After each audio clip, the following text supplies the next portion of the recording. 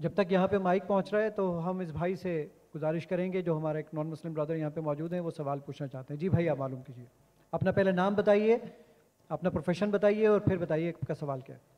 मेरी तरफ से सलाम सब बहन भाइयों को अस्सलाम वालेकुम, और ख़ास तौर पर जाकिर साहिब को और जितने भी यहाँ मेहमान बैठे हैं सबको मेरी तरफ से अस्सलाम वालेकुम।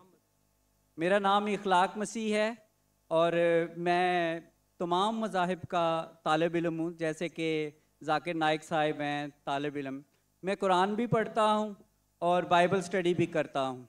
और हमारी एक तंजीम है यहोवा विटनेस के नाम से।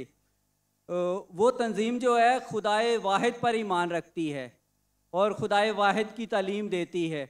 जैसे कि मसीह अस्सलाम ने यूहन्ना की इंजील 3 की 17 आयत में बताया है कि हमेशा की ज़िंदगी ये है कि वो तुझ खुदाए वाहिद और बारहा जिसे मैंने उसको पहचाने, खुदाए वाहिद को पहचाने।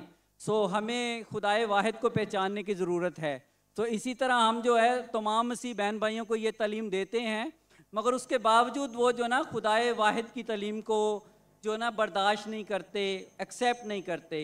तो मैं जनाब जाकिर साहिब से ये बात कहना चाहता हूँ, क्योंकि मैं इनका बहुत फॉलोअर हूँ, क्योंकि जो भी ये बात करते हैं बड़ी दलील से बात करते हैं, और जो